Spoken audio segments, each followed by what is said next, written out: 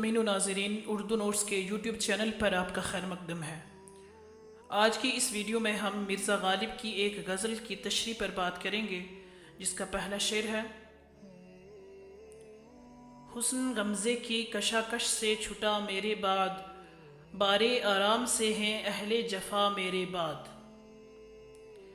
یہ اشعار مرزا غالب کے دیوان میں شامل ردیف دال کی ایک غزل سے لیے گئے ہیں۔ اس غزل کا بنیادی تصور یہ ہے کہ عاشق کے اس دنیا سے چلے جانے کے بعد معشوق کے ناز و نخرے اٹھانے والا کوئی نہیں۔ اس پہلے شعر میں جو مشکل الفاظ استعمال ہوئے ہیں: حسن غمزہ، ناز و انداز، نخرے دکھانا، اہل جفا کمانا، ظلم و ستم کرنے والے۔ غزل کے مطلع میں شاعر کہتا ہے کہ جب تک میں زندہ تھا ہر حسین مجھے اپنے اوپر فریفتہ کرنے کے لیے ناز و انداز دکھانے میں مصروف رہتا تھا، یعنی میری وجہ سے حسینوں میں ایک کشمکش رہتی تھی۔ اب میرے مرنے کے بعد یہ کشمکش ختم ہو گئی ہے، یعنی میرے بعد اب دنیا میں کوئی عاشق ہی نہیں جس پر حسین اپنے ناز و نخرے کے تیر برسائیں۔ اس شعر میں شاعر زمرۂ عشاق پر اپنے محبوب کے لیے فوقیت ثابت کرنا چاہ رہا ہے۔ اگلا شعر دیکھیے: منصب شیفتگی کے کوئی قابل نہ رہا، ہوئی معزولی انداز و ادا میرے بعد۔ منصب شیفتگی سے مراد عاشقی کا عہدہ، معزولی برطرف کرنا۔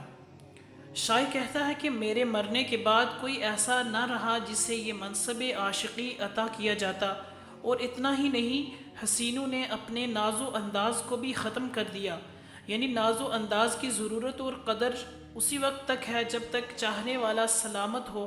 جب میں عاشق ہی نہ رہا تو انہیں رکھ کر کیا کرتے۔ شمع بجھتی ہے تو اس میں سے دھواں اٹھتا ہے، شعلہ عشق سیاہ پوش ہوا میرے بعد۔ شاعر کہتا ہے کہ جس طرح شمع کے بجھتے وقت دھواں اٹھتا ہے، اسی طرح شعلہ عشق میرے مر جانے کے بعد سیاہ پوش ہوا، یعنی جس طرح شمع کے بجھنے سے اندھیرا ہو جاتا ہے، اسی طرح میرے مرنے سے عشق کی دنیا تاریک ہو گئی، یعنی شعلہ عشق میری وفات کے بعد میرے غم میں سیاہ پوش ہو گیا۔ مطلب یہ کہ میرے مرنے سے عشق و محبت کا خاتمہ ہو گیا۔ اگلا شعر دیکھیے: خون ہے دل خاک میں احوال بتاں پر، یعنی ان کے ناخن ہوئے محتاج حنا میرے بعد۔ شاعر کہتا ہے کہ میرا دل قبر میں معشوقوں کے حال پر لہو ہوا جاتا ہے، اس لیے کہ میرے مرنے کے بعد انہوں نے اپنے ناخنوں پر مہندی لگانا چھوڑ دیا ہے، یعنی اگرچہ میرے ہی ماتم میں انہوں نے مہندی لگانا چھوڑ دیا ہے، مگر ان کے مہندی کے بغیر والے ہاتھ دیکھ کر میرا دل خون کے آنسو روتا ہے۔ اگلا شعر دیکھیے: در خور عرض نہیں جوہر بیداد کو جا، نگاہ ناز ہے سرمے سے جفا میرے بعد۔ شاعر کہتا ہے کہ اب جوہر بیداد یعنی ناز معشوق کو کوئی ایسا نہیں ملتا جس پر اس کی بیداد پورے طور پر اپنا جلوہ دکھا سکے، اس لیے نگاہ ناز سرما سے جفا ہے، یعنی جب کوئی ان سرما آلود آنکھوں کی نگاہوں کا تحمل نہیں کر سکتا تو سرما لگانا بیکار ہے۔ ہے جنون اہل جنوں کے لیے آغوش وداع، چاک ہوتا ہے گریباں سے جدا میرے بعد۔ اس شعر میں شاعر کہتا ہے کہ میری وفات کے بعد عشق ارباب عشق سے اور چاک گریباں سے ہمیشہ کے لیے رخصت ہو رہا ہے، یعنی آئندہ نہ کوئی عشق کرے گا اور نہ ہی کسی کا چاک گریباں ہوگا۔ شاعر کا بنیادی تصور یہ ہے کہ کاروبار عاشقی میرے دم سے ہی قائم تھا۔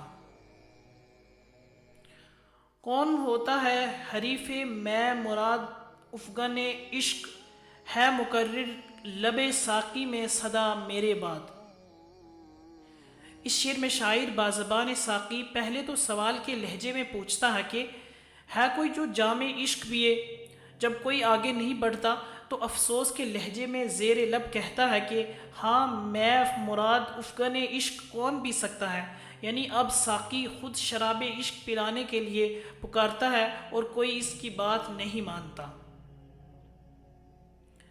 غم سے مرتا ہوں کہ اتنا نہیں دنیا میں کوئی کہ کرے تعزیت مہر و وفا میرے بعد۔ شاعر کہتا ہے کہ مجھے سارا غم اس بات کا ہے کہ میرے بعد کوئی شخص اس قابل بھی نہیں ہے کہ مہر و وفا کے ساتھ اظہار ہمدردی کر سکے۔ یعنی مہر و وفا کرنا یعنی عاشقی کرنا تو بڑی بات ہے، کوئی شخص مہر و وفا کا پرسان حال بھی نہ ہوگا، بالفاظ دیگر میرے بعد عاشقی کا خاتمہ ہو جائے گا۔ آئے ہے بے کسی عشق پہ رونا غالب، کس کے گھر جائیے گا سیلاب بلا میرے بعد۔ شاعر کہتا ہے کہ مجھے عشق کی بے کسی اور خانہ بربادی پر رہ رہ کر رونا آ رہا ہے کہ میرے بعد یہ سیلاب بلا یعنی عشق، کیونکہ عشق بلاؤں کا سیلاب ہی تو ہوتا ہے، کس کے گھر پر قیام پذیر ہو سکے گا؟